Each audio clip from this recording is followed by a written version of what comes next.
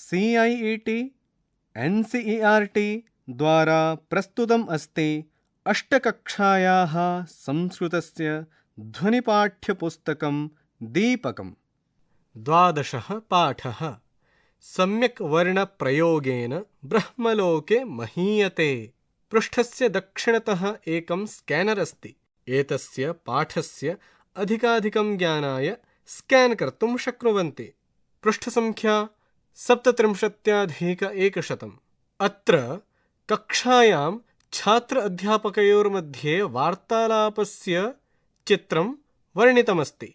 छात्राः अध्यापकेभ्यः किमपि पृच्छन्तः सन्ति। अध्यापकः सावधानेन उत्तरं वदति। नमस्ते आचार्य, अद्य वयम् एकां कथां श्रोतुम् इच्छामः। कृपया कथां श्रावयति वा महोदय? अध्यापकः वदति। नमस्ते छात्राः, भवतां मनोरञ्जनार्थम् आदौ कथाश्रवणम् अनन्तरं पाठनं।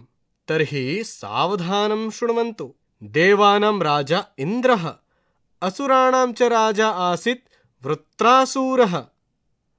देवानाम् असुराणां च मध्ये सर्वदा वैरभावः भवति एव। स्वस्य बलं वर्धयितुम् इन्द्रं जेतुं च वृत्रासुरः यज्ञं कारितवान्। यज्ञे आहुतिमन्त्रः आसीत् इन्द्रशत्रुर्वधस्व इति। यज्ञावसाने वृत्रासुरो बलीभूत्वा जनान् पीडयिष्यति इति विचार्य ऋत्विजः मन्त्रे स्वरं परिवर्तितवन्तः। स्वरपरिवर्तनेन अर्थः परिवर्तितः। परिणामतः वृत्रासुरस्य स्थाने इन्द्रस्य बलं वर्धितवान्। बलवान् इन्द्रः वज्रेण वृत्रासुरं मारितवान्।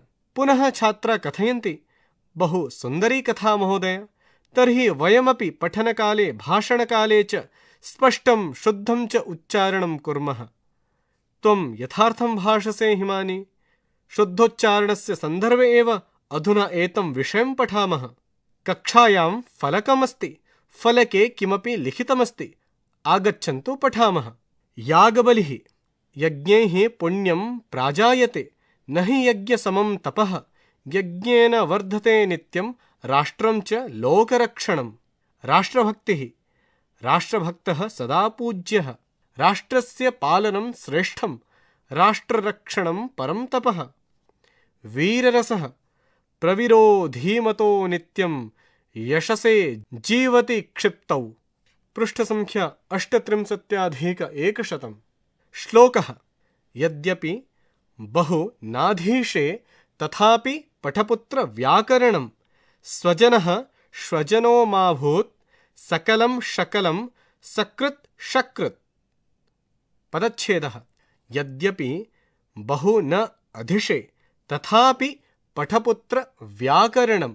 स्वजनः श्वजनः मा अभूत्, सकलं शकलं सकृत् शकृत्। अन्वयः।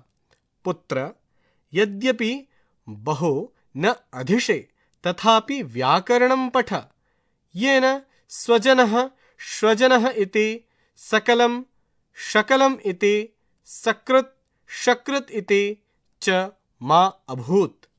भावार्थः। अयि पुत्र, यद्यपि भवान् वा बहून् विषयान् पठितुं न पारयति, तथापि व्याकरणं तु अवश्यं पठतु, येन उच्चारणसमये स्वजनः अर्थात् बन्धुः कोष्टके इत्यस्य स्थाने श्वजनः अर्थात् शुनकः इति न भवेत्। एवमेव सकृत् अर्थात् एकवारम् इत्यस्य स्थाने शकृत् अर्थात् विष्टा इति। सकलं पूर्णम् इत्यस्य स्थाने शकलं खण्डम् इति दोषपूर्णम् उच्चारणं न भवेत्। अत्र स्वजनः इत्यादीनाम् उच्चारणद्वारा एकस्य वर्णस्य उच्चारणस्य दोषेण कथं समग्रपदस्य अर्थः परिवर्तितः भवति इति दर्शितम्। श्लोकः। व्याघ्री यथा हरेत् पुत्रान्, दंष्ट्राभ्यां न च पीडयेत्, भीता पतनभेदाभ्यां तद्वत् वर्णान् प्रयोजयेत्। पदच्छेदः। व्याघ्री यथा हरेत् पुत्रान् द्रंष्ट्राभ्यां न च पीडयेत् भीता पतन भेदाभ्यां तद्वत् वर्णान् प्रयोजयेत्। अन्वयः यथा पतन भेदाभ्यां भीता व्याघ्री द्रंष्ट्राभ्यां पुत्रान् हरेत् न च पीडयेत् तद्वत् कोष्ठके जनः वर्णान् प्रयोजयेत्। भावार्थः व्याघ्री स्वशिशुं दन्तैः नयति, तस्याः दन्ताः अतीव तीक्ष्णाः भवन्ति, अतः सा शिशुं तथा न गृह्णाति येन शिशुः क्षतः भवेत्। एवमेव तथा न गृह्णाति येन शिशुः पतेत्। वर्णानाम् उच्चारणम् अपि तथैव कर्तव्यम्। वर्णोच्चारणम् अति कठोररूपेण अति शैथिल्येन वा न कर्तव्यम्। अत्र पश्यन्तु, वामभागे एका व्याघ्री स्वपुत्रं दन्तेन गृहीतवान्, तथा च दक्षिणभागे कश्चन बालकः पुस्तकेन सह पठन् अस्ति। पृष्ठसङ्ख्या 39+100। श्लोकः। एवं वर्णाः प्रयोक्तव्या नाव्यक्ता न च पीडिताः सम्यक् वर्णप्रयोगेण ब्रह्मलोके महीयते। पदच्छेदः। एवं वर्णाः प्रयोक्तव्याः न अव्यक्ताः न च पीडिताः सम्यक् वर्णप्रयोगेण ब्रह्मलोके महीयते। अन्वयः एवं अव्यक्ताः पीडिताः च वर्णाः न प्रयोक्तव्याः सम्यक् वर्णप्रयोगेण कोष्ठके सः ब्रह्मलोके महीयते। भावार्थः वर्णानाम् उच्चारणसमये इदम् अवधेयं यत् वर्णाः स्पष्टतया स्वाभाविकरूपेण च उच्चारणीयाः, येन श्रोता वक्तुः भवान् सम्यक्तया अवगच्छति। एवं सावधानम् उच्चारणशीलः समाजे सम्मानं प्राप्नोति। श्लोकः। माधुर्यमक्षरं व्यक्तिः पदच्छेदस्तु सुस्वरः धैर्यं लय समर्थं च षडेते पाठका गुणाः। पदच्छेदः।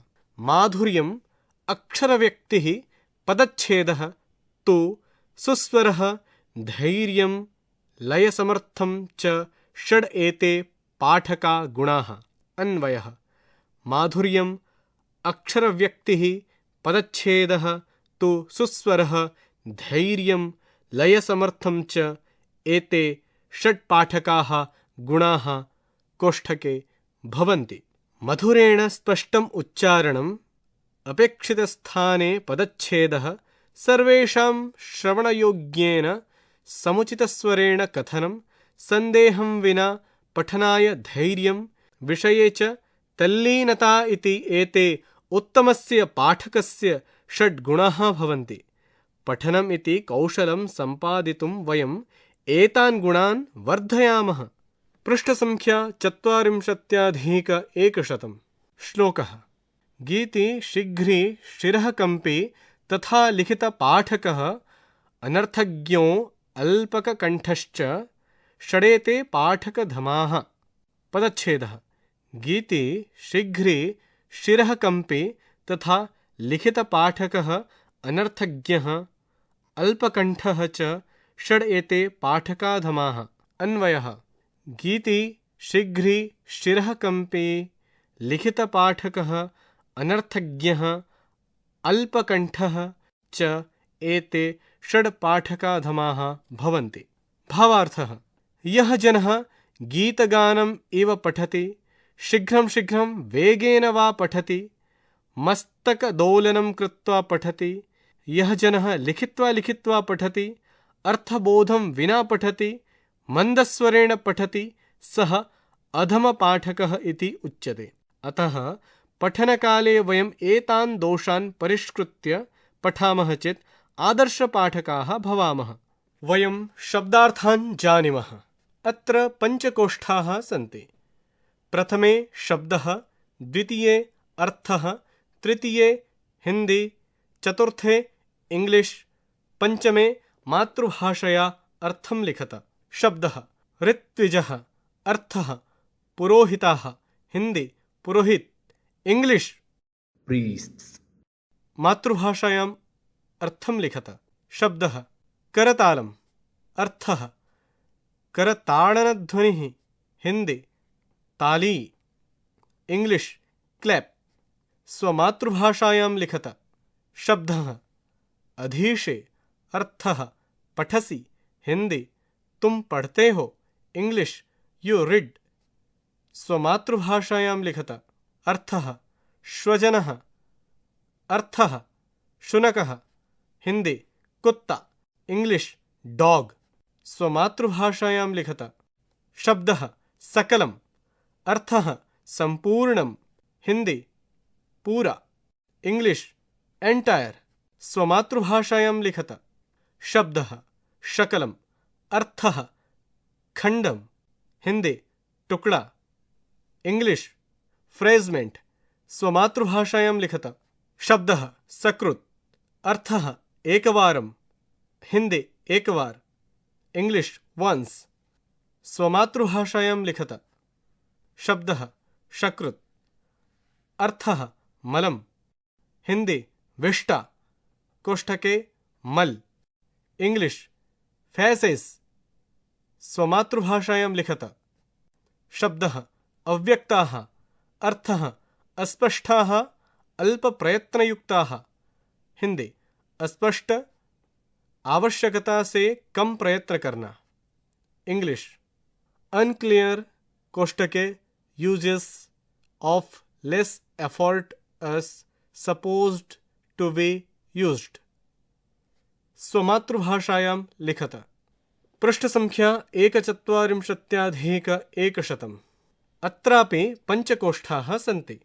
प्रथमे कोष्ठे शब्दः, द्वितीये कोष्ठे अर्थः, तृतीये कोष्ठे हिंदी, चतुर्थे कोष्ठे इंग्लिश, पंचमे च मातृभाषया अर्थं लिखत। शब्दः पीडिताः। अर्थः बाधिताः। कोष्ठके अधिकप्रयत्नयुक्ताः। हिंदी पीड़ित। कोष्ठक में आवश्यकता से अधिक प्रयत्न से युक्त। English unclear, usage of less effort as supposed to be used. स्वमातृभाषायां लिखत। शब्दः महीयते। अर्थः पूज्यते, सम्मानं लभते। हिंदी सम्मानित होता है। English honoured, respected. स्वमातृभाषायां लिखत। शब्दः व्याघ्री। अर्थः शार्दूला। कोष्ठके स्त्रीव्याघ्रः। हिंदी बाघिन। इंग्लिश टिग्रेश। स्वमातृभाषायां लिखत। शब्दः दंष्ट्राभ्याम्। अर्थः दंताभ्याम्।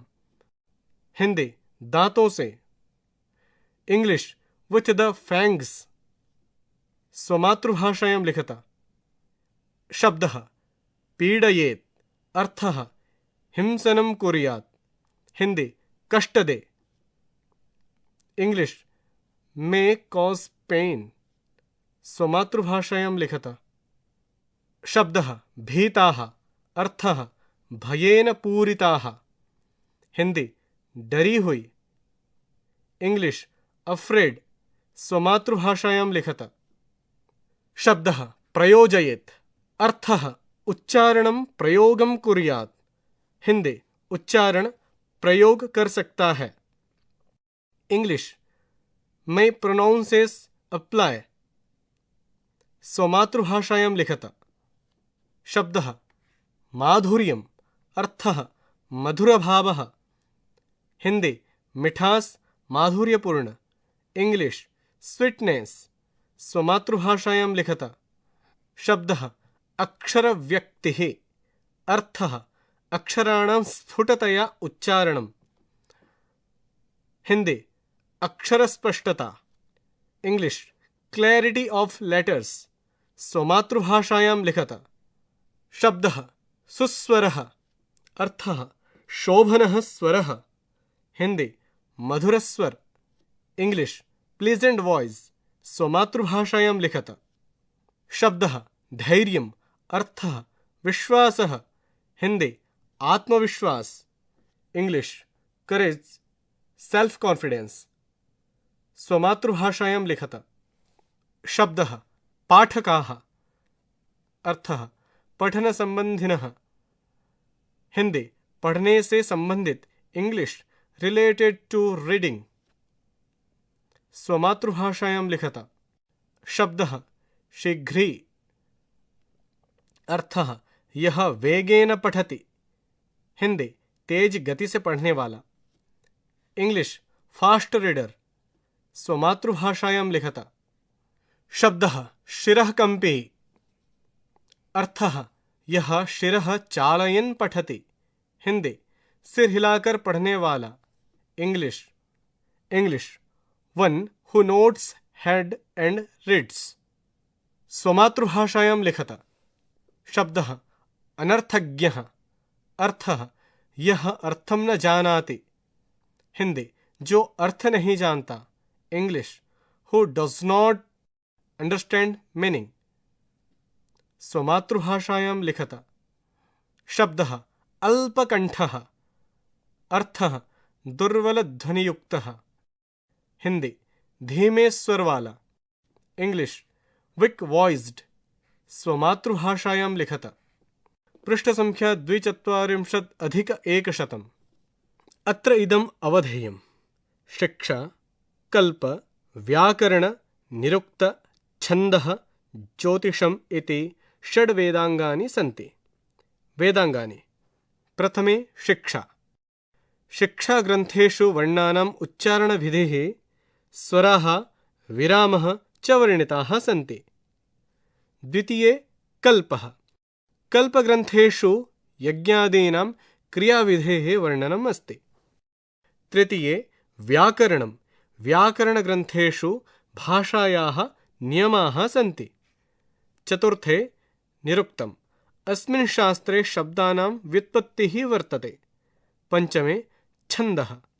अस्मिन् शास्त्रे मात्रा, ताल इत्यादि दृष्ट्या गायनसम्बद्धं वर्णनम् अस्ति। षष्ठे ज्योतिषम्। अस्मिन् शास्त्रे सूर्य, चन्द्र इत्यादीनां नक्षत्राणां गतेः एवं तेषां प्रभावस्य वर्णनम् अस्ति। अभ्यासात् जायते सिद्धिः। प्रथमः पाठे विद्यमानानां श्लोकानाम् उच्चारणं, स्मरणं, लेखनं च कुरुत। द्वितीयः अधोलिखितानां प्रश्नानाम् एकपदेन उत्तराणि लिखत। क पाठकाः केषां सम्यक् प्रयोगं कुर्युः, रिक्तस्थानं पूरयत।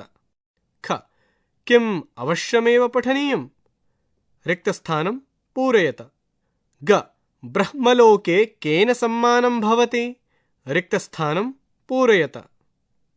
घ अधमाः पाठकाः कति भवन्ति, रिक्तस्थानं पूरयत। ङ धैर्यं केषां गुणः, रिक्तस्थानं पूरयत। पृष्ठसंख्या 340+100। तृतीयः अधोलिखितानां प्रश्नानां पूर्णवाक्येन उत्तराणि लिखत। क व्याघ्री द्रष्टाभ्यां केन नयति, रिक्तस्थानं पूरयत। ख वर्णाः कथं प्रयोक्तव्याः, रिक्तस्थानं पूरयत। ग पाठकानां षड्गुणाः के भवन्ति, रिक्तस्थानं पूरयत। घ के अधमाः पाठकाः भवन्ति, रिक्तस्थानं पूरयत। ग स्वजनः, श्वजनः और एक बार ग स्वजनः, श्वजनः च इत्यनयोः अर्थदृष्ट्या कः भेदः, रिक्तस्थानं पूरयत। च सकलं, शकलं च इत्यनयोः अर्थदृष्ट्या कः भेदः, रिक्तस्थानं पूरयत। चत्वारः अधोलिखितानि लक्षणानि पाठकस्य गुणाः वा दोषाः वा इति विभजयत।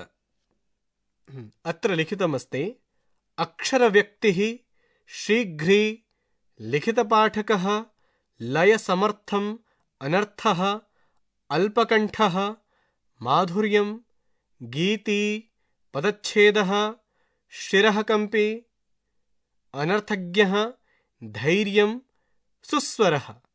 अत्र सारणी अस्ति, एकत्र विहितमस्ति गुणाः, एकत्र दोषाः। यथा अक्षरव्यक्तिः गुणाः सन्ति, दोषाः शीघ्रे इति दोषाः भवन्ति। एवमेव रिक्तस्थानानि पूरयन्तु। अत्र पश्यन्तु सारण्याः उभयस्मिन् भागे छात्राः पठन्तः सन्ति। वामभागे एका बालिका पठन्ती अस्ति, दक्षिणभागे कश्चन बालकः पठनस्ति। पृष्ठसङ्ख्या 44+100। पञ्चमः श्लोकानुसारं रिक्तस्थानानि उचितैः पदैः पूरयत। क भीता रिक्तस्थानं तद्वद् वर्णान् प्रयोजयेत्। ख रिक्तस्थानं लयसमर्थं च षडेते पाठका गुणाः। ग गीति शीघ्रे रिक्तस्थानं तथा लिखितपाठकः। घ एवं वर्णाः प्रयोक्तव्या नाव्यक्ता न च रिक्तस्थानं पूरयत। ग स्वजनः रिक्तस्थानं माभूत् सकलं शकलं सकृत् शकृत्। षष्ठः अधोलिखितानि वाक्यानि सत्यं वा असत्यं वा इति लिखत। यथा पदच्छेदः पाठकानां गुणः अस्ति, रिक्तस्थाने अस्ति सत्यम् असत्यं, किम् उचितं तत् योजयन्तु। क गानसहितपठनं पाठकानां दोषः भवति, रिक्तस्थानं पूरयन्तु। ख माधुर्यं नाम अक्षराणाम् उच्चारणे स्पष्टता अस्ति, रिक्तस्थानं पूरयत। ग शकृत् नाम एकवारम् इति अर्थः अस्ति, रिक्तस्थानं पूरयत। घ अव्यक्ताः वर्णाः प्रयोक्तव्याः भवन्ति, रिक्तस्थानं पूरयत। ग व्याघ्री यथा पुत्रान् हरति तथा वर्णान् प्रयोजयेत्, रिक्तस्थानं पूरयत। योग्यताविस्तरः। क अक्षरमात्रपरिवर्तनेन अर्थपरिवर्तनं भवति। यथा मित्रं कोष्टके बन्धुः, पुनः मित्रः तस्य अर्थः सूर्यः, फलं तस्य अर्थः आम्रादिफलं, फलं तस्य अर्थः मांसः, पुरुषः तस्य अर्थः जनः, परुषः तस्य अर्थः कठोरः, अवदानं तस्य अर्थः योगदानम्, अवधानं तस्य अर्थः एकाग्रता, प्रतिपलं तस्य अर्थः प्रतिक्षणं, प्रतिफलं तस्य अर्थः परिणामः, नदति तस्य अर्थः ध्वनिं करोति, नुदति तस्य अर्थः प्रेरयति, ददाति तस्य अर्थः दानं करोति, दधाति तस्य अर्थः धारणं करोति। अत्र पश्यन्तु दक्षिणे भागे एकं चित्रमस्ति, तत्र द्वे मित्रे वार्तालापं कुरुतः। पृष्ठसङ्ख्या 45+100। ख निम्नलिखितान् श्लोकान् अपि स्मरत। आलस्यात् मूर्खसंयोगाद्, भयाद् रोगनिपीडनात्, अत्याशक्त्याच्च मानाच्च, षड्भिर्विद्या विनश्यति। एषः श्लोकः माण्डूक्यशिक्षायाम् अस्ति। जलमभ्यासयोगेन शैलानां कुरुते क्षयं, कर्कशानां मृदुस्पर्शं किमभ्यासात् न साध्यते। एषः श्लोकः याज्ञवल्क्यशिक्षायाम् अस्ति। येषां तीर्थागता विद्या नित्यमभ्यासवर्तिता, ते भवन्ति दुराधर्षाः ससिंहाः इव पर्वताः। एषः श्लोकः माण्डूक्यशिक्षायाम् अस्ति। काकचेष्टो बकध्यानः श्वाननिद्रस्तथैव च, अल्पाहारी गृहत्यागी विद्यार्थी पञ्चलक्षणः। एषः श्लोकः लोकप्रचलितश्लोकः। यथा खननखनित्रेण नरो वार्यधिगच्छति, तथा गुरुगतां विद्यां शुश्रूषुरधिगच्छति। एषः श्लोकः याज्ञवल्क्यशिक्षायाम् अस्ति। छन्दः पादौ तु वेदस्य, हस्तौ कल्पोऽथ पठ्यते, ज्योतिषामयनं चक्षुः निरुक्तं श्रोतमुच्यते। शिक्षाघ्राणं तु वेदस्य, मुखं व्याकरणं स्मृतं, तस्मात् साङ्गमधीत्यैव ब्रह्मलोके महीयते।